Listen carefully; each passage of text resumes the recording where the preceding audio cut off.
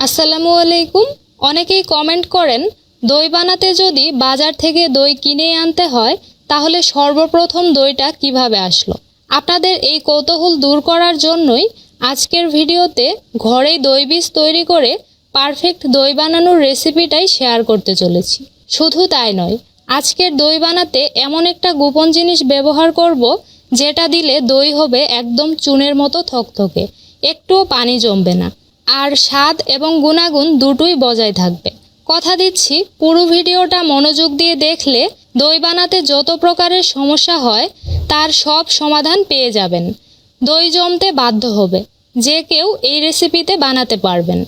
তাহলে সবার আগে দই বীজ বানিয়ে নিতে হবে। সেজন্য আমি হাঁড়িতে হাফ লিটার অর্থাৎ 2 কাপ পরিমাণ দিয়ে দিলাম গরুর খাঁটি তরল দুধ। দই বীজ বানাতে অবশ্যই ফুল ফ্যাট বা পূর্ণ ননিযুক্ত দুধটাই ব্যবহার করতে হবে। চুলার আঁচ মাঝারিতে রেখে দুধটুকু ফুটে ওঠা পর্যন্ত অপেক্ষা করব। তারপর দুধটুকু ফুটে গেলে চুলার আঁচ কমিয়ে জাল করে নিব। এখানে আমি দুধ নিয়েছিলাম 2 কাপ পরিমাণ, আর জাল দিয়ে এটাকে কমিয়ে 1 কাপ করে নিয়েছি। দই বীজ বানাতে দুধটুকু অবশ্যই জাল দিয়ে কিছুটা ঘন করে নেবেন, তাহলে দই বীজটা ভালোভাবে জমবে। এরপর চুলা থেকে নামিয়ে দুধটুকু অনেকটাই ঠান্ডা হয়ে গেলে যেই পাত্রে দই বীজ জমাবো সেটাতে নিয়ে নিচ্ছি।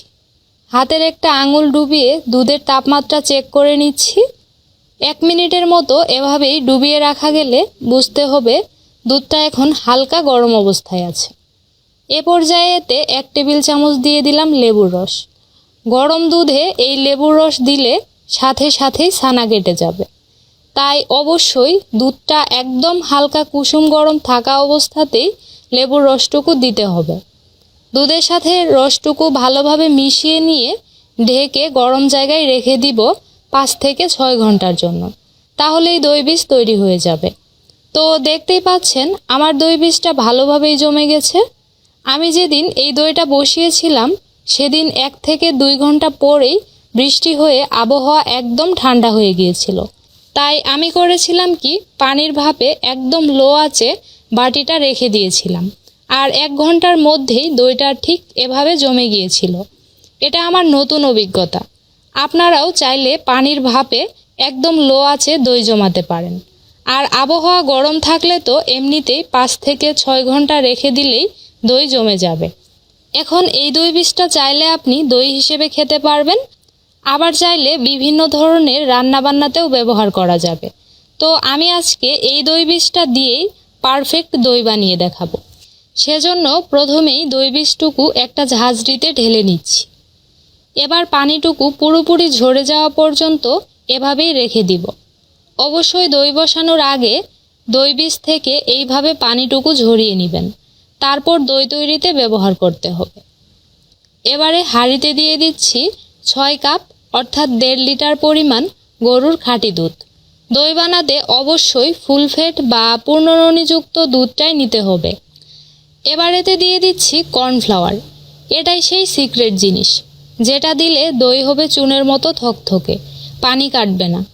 প্রতি 1 লিটার দুধের জন্য 1 চা চামচ পরিমাণ কর্নফ্লাওয়ার দিতে হবে। আমি যেহেতু 1.5 লিটার দুধ নিয়েছি তাই 1.5 চা চামচ কর্নফ্লাওয়ার দিয়ে দিচ্ছি। পরিমাণে বেশি দেওয়া যাবে না, তাহলে দইয়ের পুষ্টিগুণ নষ্ট হবে আর খেতেও ভালো লাগবে না। চুলা জ্বালানোর আগেই এই কর্নফ্লাওয়ারটুকু দিয়ে ভালোভাবে মিশিয়ে নেবেন। তারপর চুলা জ্বালিয়ে দুধটুকু ঘন করতে হবে। মাঝে মধ্যে ঘন ঘন নেড়ে দিবেন, না হলে কিন্তু কর্নফ্লাওয়ারের মিশ্রণটা নিচে লেগে পুড়ে যাবে। আমি এই 6 কাপ দুধ জাল দিয়ে কমিয়ে 4 কাপ করে নিয়েছি। দই বানাতে দুধ জাল দিয়ে ঘন করলে দইটা খেতে যেমন মজা লাগবে, তেমনি দইয়ের মধ্যে পানিও কম জমবে। আমার এই দুধটুকু জাল করা হয়ে গেছে, দেখুন ঠিক এরকম ঘনত্বের হয়েছে। এবার চুলা থেকে নামিয়ে হালকা কুসুম গরম হওয়া পর্যন্ত অপেক্ষা করব।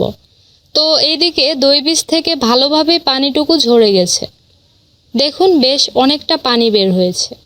এবার বড় একটা বাটিতে নিয়ে নিচ্ছি। এখানে হাফ কাপের একটু বেশি পরিমাণ দই বীজ আছে। তো এবার এটাকে ভালোভাবে ফেটিয়ে নিতে হবে।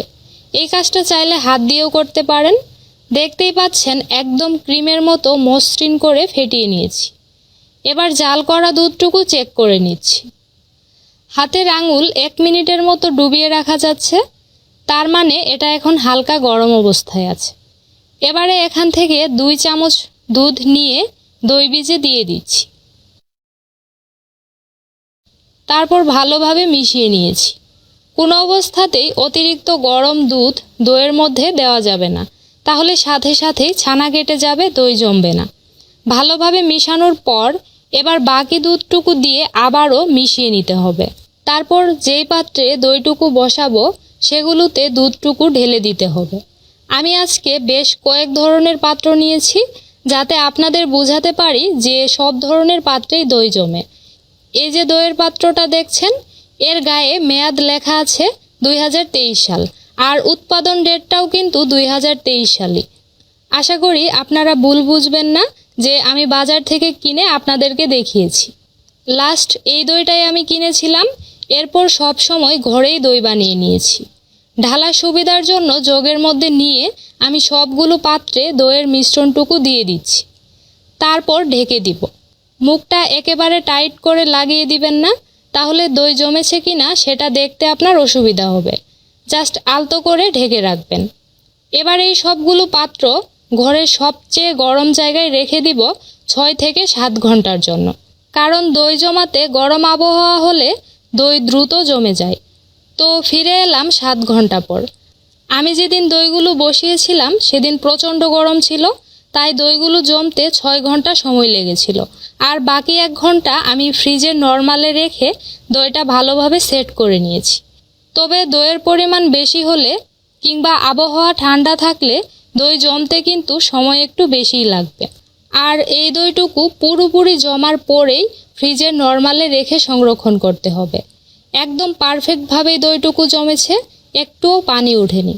পাত্রটা উল্টো করে দেখিয়ে দিচ্ছি, দেখুন দই কিন্তু পড়ে যাচ্ছে না, একদম চুনের মতো থকথকে হয়েছে। দেখতেই পাচ্ছেন এই পাত্রটা কিন্তু আগের ডেটে রয়ে আছে। এই দিকটা আমি একটু তুলে চেক করেছিলাম দইটা জমেছে কিনা, তাই এরকম ভাঙা দেখাচ্ছে। এবারে কেটে দেখিয়ে দিচ্ছি, দেখুন একদম পারফেক্ট হয়েছে, একটুও পানি ওঠেনি। ন্যাচারালি দই কাটার পর কিন্তু পানি কিছুটা উঠবেই, তবে আমার এই রেসিপিতে বানালে পরিমাণে অনেক কম পানি কাটবে। আর হ্যাঁ, টক দই বানানোর সাথে সাথেই খেলে কিন্তু টক একটু কম লাগে। যত দিন যাবে টক দই খেতে ততই টক লাগবে। ফ্রিজের নরমালে 5 থেকে 6 দিন রেখে খেতে পারবেন। আর ডিপ ফ্রিজে রাখলে যতদিন খুশি রেখে খাওয়া যাবে, কিন্তু ডিপ ফ্রিজে রাখলে দইয়ের চাকা ভাবটা নষ্ট হয়ে যায়।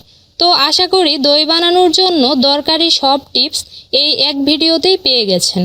আজ তাহলে এখানেই বিদায় নিচ্ছি। আল্লাহ হাফেজ।